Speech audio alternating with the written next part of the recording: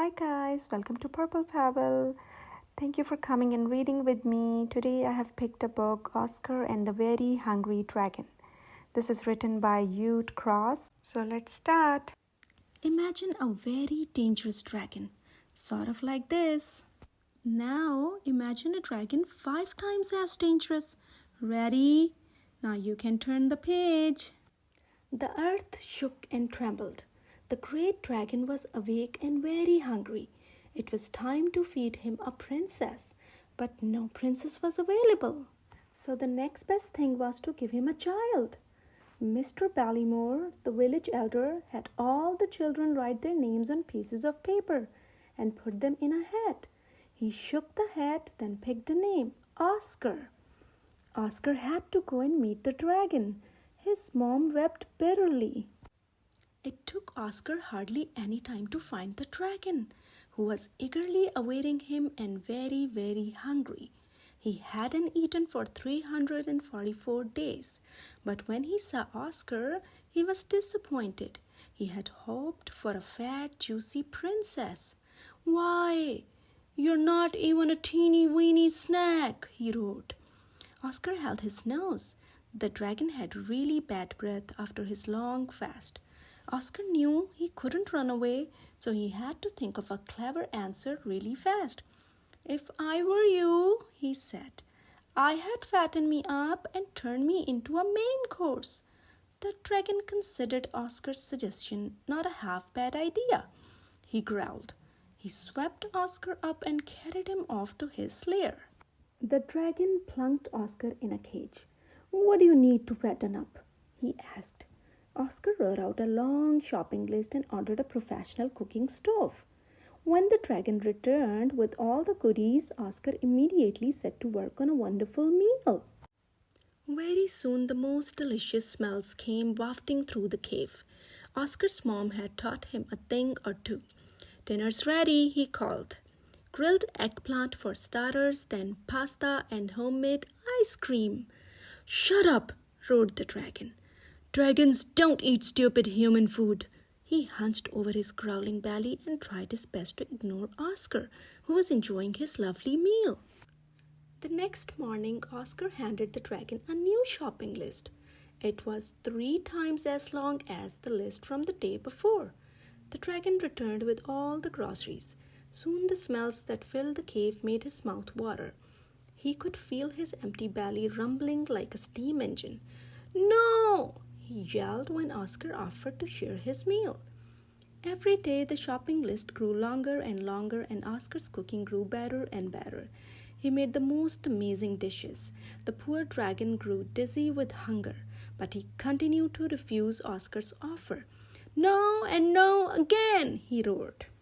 He roared so loudly that the villagers heard him.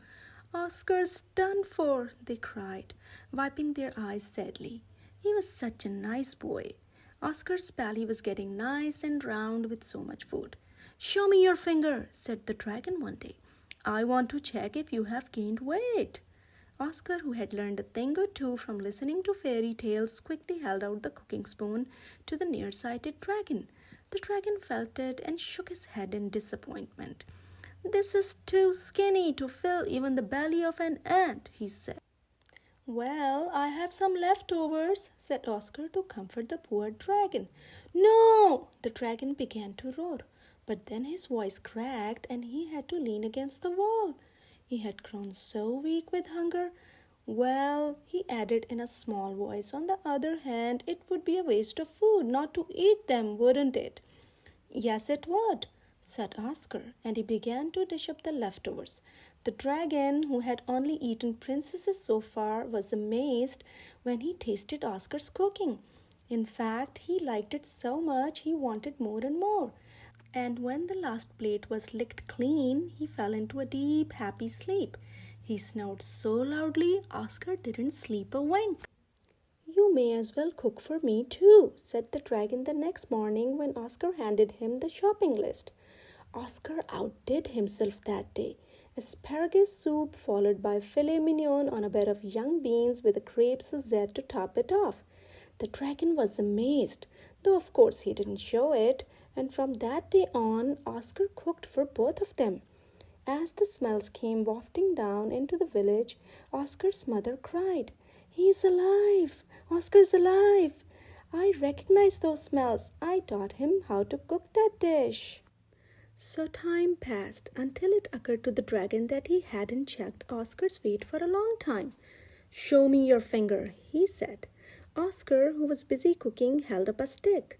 He didn't bother to look at the dragon until it was too late. The dragon had been to the optician and gotten himself a brand new pair of glasses. Angrily, he stared at the stick and at Oscar, who had gotten very chubby. "You tricked me?" he roared. "You'll pay for that. You are going to be my next main course." He made a grab for Oscar.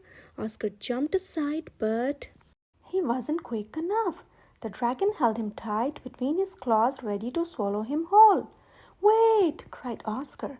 "Think before you act. If you eat me now, fine, you'll have one good meal, but never again will you have double-layered chocolate cakes, fudge sundaes, coconut creams, or meringues, not to mention chocolate chip cookies, banana splits, blueberry pies." The dragon's mouth watered. "Well, that's a thought," he said grumpily.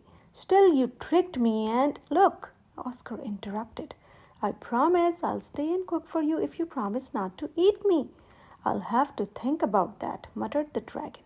But actually, he already knew that eating Oscar would be a real waste. "All right," he said, pouting a little. "One more thing," Oscar added. "My birthday is coming up and I want to invite my family and all my friends." "All right," said the dragon. "Let's go." When they reached the village, nobody was there. Everyone was hiding from the dragon, everyone except Oscar's mother. She was very happy to see her son. When the other villagers saw that the dragon was just chatting and being social, they came out of their hiding places and joined in. Everyone came to the party at the dragon's den. They all brought something to eat. It was the best birthday party Oscar had ever had. The dragon ate his way through all the dishes, took the kids for rides on his back, and when it grew dark, made the most fantastic fireworks anyone had ever seen. Oscar kept his promise and stayed with his new friend.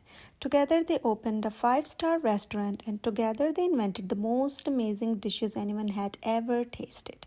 The end. I hope you have liked the story. Don't forget to click the like and subscribe button and buy a copy of this amazing book for your home library to support the authors and publishers. Thank you.